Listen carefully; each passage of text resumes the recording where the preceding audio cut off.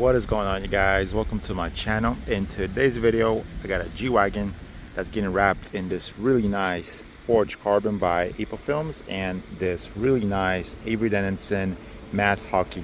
In this video I'm not just going to be color changing this G-Wagon into these colors. I'm going to be also converting this G-Wagon into a newer look, which is a W464 brabus. So what do I mean by that? Well, everything on the front end is going to be swapped out for a newer look. We're going to be getting rid of this because the newer G-Wagon doesn't come with this little grill thingy. Whole new fender set, whole new these little side moldings, side mirrors. Oh, and speaking of the brakes, I mean, you do the conversion and then you got standard brakes. Doesn't make sense. So what I was able to do was basically find a full set of the calipers, rotors, all of that stuff made to fit this chassis, which is W463. Basically getting a whole new bigger set rotors, 4 piston brakes in the back, bigger set in the front, 6 piston brakes, authentic brabus. I mean, it's gonna go well with everything. The rear end, getting rid of this spare tire, and then they sell a cover that says brabus in it. And it just looks so much nicer without this third wheel sticking out. Many people like it, but this owner doesn't, and I do agree with him, so we're gonna remove it. I mean, it's gonna be a pretty straightforward video. It looks like there's a lot, but everything that I have is just basically plug and play. Just gotta know where everything goes. One of the things that I might struggle is bleeding the brakes, as I do have smaller space to work on this car. It is a relatively big, so but you know, we'll get through it, and it's gonna look really nice. So I'm gonna update you guys as it goes. All right, guys, a little update on the G-Wagon. Finished wrapping all around in this color, and also wrapped the hood. All that's left really as far as wrapping is concerned is the fender flares in this forged carbon, all 4, and the roof. Now what I'm gonna be doing on this G-Wagon in the meantime, while I'm still waiting to get the forged carbon I ran out, to finish off the roof and the fender flares, is basically the brakes. Let me show you how these brakes are looking right now. Fronts, standard crappy looking brakes with calipers really small, smaller than my 350Z, believe me or not, and it's a big heavy car. We need that stopping power. And then these are the backs. Just wait when I install these, you're gonna notice right off the bat how aggressive and how much of just overall it adds to the appearance of the G-Wagon. It just makes it look more beefy or more sporty. That's what I'm aiming for. 6 piston in the front, 4 piston in the back. They also gave me brake pads already installed. Basically plug and play. Take off the old, install the new. That's it. I'm not sure what's in these boxes, but we'll get. Alright, I got the brakes installed. Everything's looking nice. I bled the brakes. They work perfectly fine. And what was in those boxes was basically a brand new set of stainless steel braided line. Also, the brake pads were already installed with the caliper. So just basically plug and play, bleed the brakes, and that's it. Now all that's left is I gotta install this power steering gearbox. The old one is already in the box. I gotta send it back and get my refund for the core charge. It's like 600 bucks. It's expensive. And that's really it. Besides sending back the old one, I was told with these new ones you gotta like align them, and there's supposed to be some kind of an arrow, which I don't really see any, and hopefully that's not the case where I gotta align this. Regardless, I think the alignment shop is gonna do it for me, but yeah, also hopefully it's aligned ready from the factory. Hopefully all I gotta do is just put it in and forget it, you know, do the alignment, that's it. Never installed a power steering gearbox. I'm used to installing a power steering rack where the part that controls the steering, it's already a part of the rack. Confusing as it is, but this is a new thing to me and I gotta learn it. So we're gonna put it in, and then yeah, cross our fingers that everything goes well. Alright, well, just got it installed, put the fluids in, and everything's equal. Actually, they're aligned from the factory, which is pretty cool. I'm just thankful that I was able to fix the power steering gearbox for this guy because he really needed it. Other than that, I just gotta like tighten everything, and that's it. It was able to go equally one way and then the other way. So last thing I really gotta test are the brakes. I'm gonna give it a drive, and then if that checks out to be good, then well, I did everything. Just needs an alignment and button it up, and that's it. Alright, got this headlight and just finished wiring it up. I'm going to show you guys exactly how I did it. It does have only this plug, but there's literally no instruction on how to get it done, so I'm going to help you guys out real quick. Alright, so you might have seen just 2 resistors hanging. I did a quick test just to see how everything is before I actually go ahead and show you guys how I wire everything. And unfortunately the O-rings were like flickering, the high beams were not working, they were turned off, on, off. So I just took them off, did a test again, and how you're seeing it right now, wired up, worked perfectly fine. All the modes, everything works, low beam, high beam, the O-ring. The turn signal doesn't work. I don't know if it's supposed to be on this headlight or if it's an external thing like on here. It doesn't matter because I do have it wired up on this part right here. And just so you guys know, brown wire is always going to be negative. And it's weird how they do it on the Mercedes, but that's how it is. It's not black, it's ground. All right, now let's get to the whole wiring part.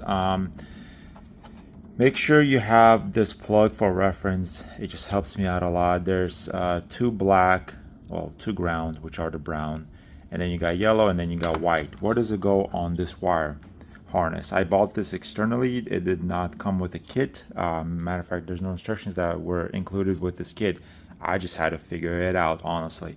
So it's this kit with this much prongs on them, 1 2 3 4 5 6 7.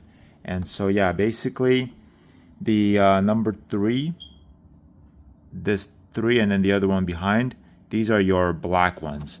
So they're going to be this wire right here. Hopefully you didn't cut it. It's kind of hard to show me which wire is for what, but it's off of this one right here. And then the yellow one is going to be, if I can remember correctly, it's going to be, I believe, number 1. So it's number 1, and then behind it, which is number 2, is going to be the white one. Now we're going to move forward to another connectors. You don't need this. This one and this one. It's going to have a yellow and a brown, and this one's going to have, disregard the purple, somebody added that. The actual color is red, gray, and brown. So you know what I'm going to do? I'm going to connect the brown from this one and this one, and it's going to go straight into, if I can see right here, number 5. Number 7 is going to be the red and gray from this wire for number 7, and then number 9 is going to be yellow from this wire. And that's it. There you go. Turn signal works. The side mirror turn signal works. The ring works on the headlight. The headlight works. I mean, it doesn't turn off on like it did with the resistors. You don't need those resistors. I did buy them. Maybe I'll use them for the rear tail lights. But there you go. The hardest part, this part was really giving me a headache. With the side mirror, it was plug and play. Did remove the old side mirrors, which had like wires hanging out. I feel like that was aftermarket, so I just copy pasted. Turn signals work. The tilt on the mirror works. I believe those extra wires hanging out are for the memory feature, which is like, you know, this thing right here. So yeah, in the future we might even do an interior conversion to the newer look. We'll see how that goes, but do subscribe, comment, you guys, because we are not done yet. I'm gonna take this car outside. I'm obviously gonna reveal it to this person. He's gonna see it for the first time. He's not ready to see what I'm actually working on. This guy is gonna be blown away. All right, guys, got the whole front end complete, and everything's wired up. Looks amazing. I'm using these as my turn signals. I haven't really figured out if there's a way to have the headlights as your turn signals. I did see online maybe those are different type of headlights, but couldn't really figure it out. So this is how I got it running. Daytime running lights are the rings on the headlights, and then the bottom lights right here in the bumper. I wired up these two, positive and negative, onto the headlights, so DRLs. So whenever the rings turn on, the bottom ones will turn on, and then my turn signal lights, hazard lights will be these ones right here.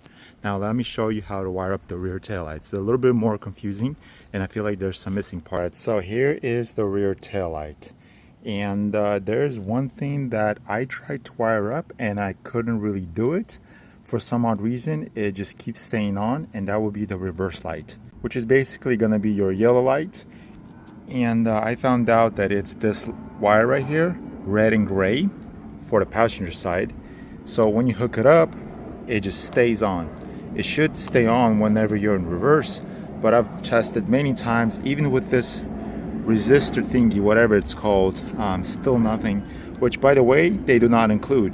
So per the instructions, they tell me that when I wire this up, there's one wire that is not included, and that is the yellow one. For some odd reason, what I got, I do have the yellow one. However, once again, when I hook it up, it stays on. So I just disconnected it.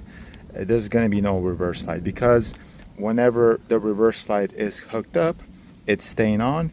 My turn signals are hooked up, and you can't really see the turn signals because it's just bright white. Now let me show you how I wired and which wire goes where.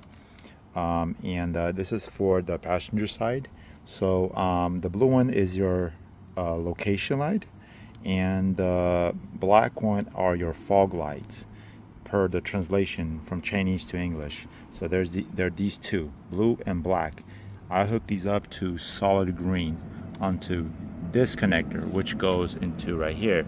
I did modify, so I just Dremel tooled and cut a little bit so I could fit it in here.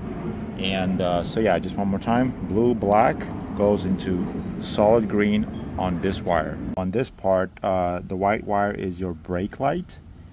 That hooks up to the black one on the harness, the solid black one. The red wire is, I believe, your turn signal.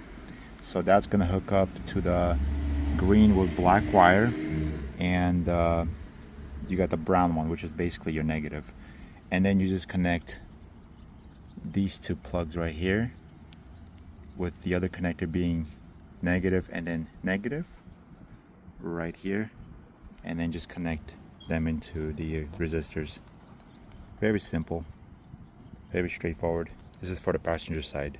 The driver's side, very simple, blue, black, goes again into this wire, except on here it's going to be the gray one right here.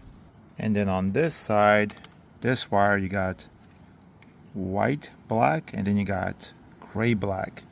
So the white, black, which is this one right here, goes into the red, and then again this connector, just like the other side, and then the gray, black goes into white, and then I got this connector, which is going to be yellow, one of the wires. And then the black wires on both of the connectors go into this brown one, which is your negative wire. And then on this connector, it's also brown, so it's going to be easier to match the wires.